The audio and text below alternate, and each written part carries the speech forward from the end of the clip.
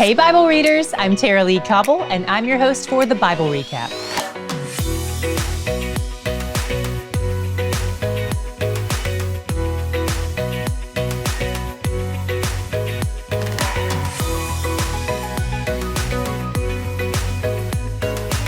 Yesterday, 470 soldiers delivered Paul to Governor Felix in Caesarea.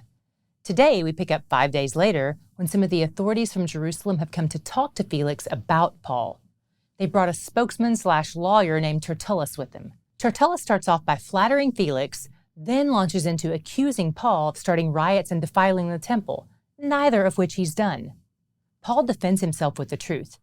He says he goes to great lengths to live with integrity and that he has honored the ways of Yahweh, including everything written in the law and the prophets, which is the shorthand way of saying all of the Hebrew scriptures, i.e. the Old Testament.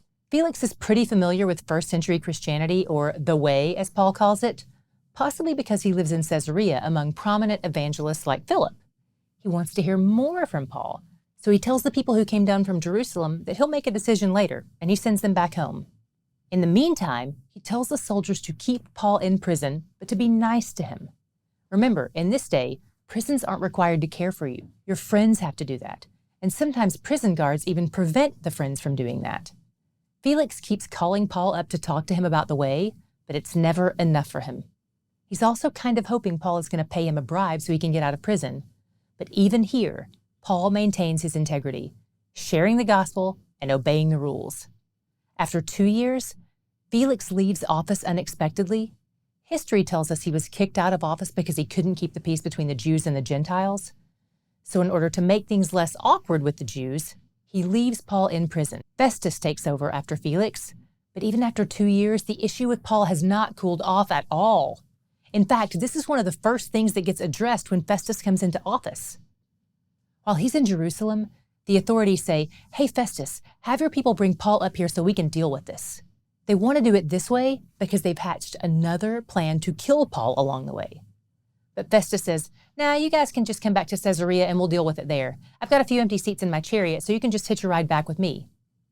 They come down a week or so later, making their case against Paul, and he maintains that he hasn't broken any laws, not Jewish law and not Roman law. Festus wants to keep the peace with the Jews too, and he certainly doesn't want to be evicted from office like Felix was. So he says, "How's about we take you back to Jerusalem for a trial?" Which the Jews would love. Paul says, "Hard pass. Between the two of you, this is going nowhere, so I'm going to make an appeal to Caesar instead."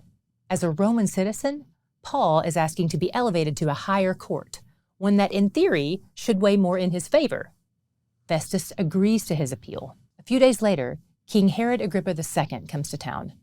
While Governor Festus and King Agrippa are chatting, Festus lays out the whole story of what's happened with Paul. And Agrippa says, "I want in on this too. Bring him out tomorrow so I can hear his side of the story."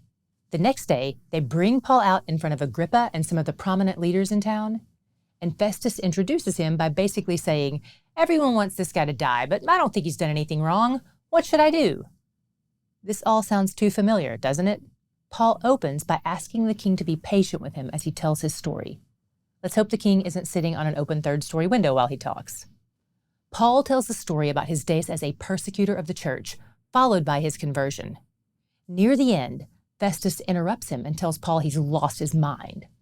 Paul has just given a beautiful explanation of the gospel, but Festus doesn't get it. This reminds me of what Paul wrote in 1 Corinthians 1:18. "The word of the cross is folly to those who are perishing." Paul says, "I'm not crazy, and the king knows it too. You believe all of this, don't you, King Agrippa?" And maybe Paul was right, but King Agrippa probably feels like he's on the spot in front of the governor and the local leaders, so he says, Whoa, I'm not sure I'm ready to convert just yet, Paul. Give me some time." And Paul says, as long as it takes, because I want everyone who is here today to convert. I want everyone to know the God I know and love the God I love. My only hope is that it doesn't land you in prison too." They wrap things up, and as the king and governors and leaders are all discussing things afterward, they agree that Paul is innocent.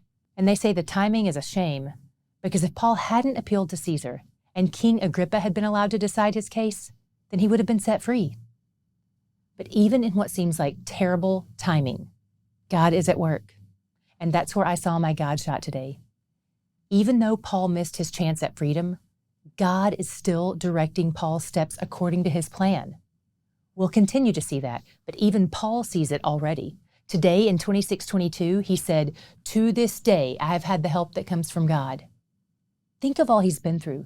Trial after trial, false accusations, character assassination, torture interrogations, beatings, shipwrecks, imprisonments, you name it. And even in all of that, he says he sees God's help every step of the way. Paul has his eyes set on eternity. He has his heart set on the glory of God. And he knows help looks very different with that mindset than if he were seeking his own good. He refuses to trade the temporary for the eternal. And even though the road is hard and lonely and frustrating, God equips him with all he needs along the way. God is our helper, and he's where the joy is. Each month, we offer special bonus content to those of you who are a part of our RECAPtain family at the bonus content tier or higher. If you're a RECAPtain at a different tier and you want to access this perk, all you have to do is log into your account and adjust your membership accordingly. But if you're not yet a RECAPtain, this is the perfect time to join to get access to this perk. Check out today's description box for a link so you don't miss out on this, or click the RECAPtains link on our website, thebiblerecap.com.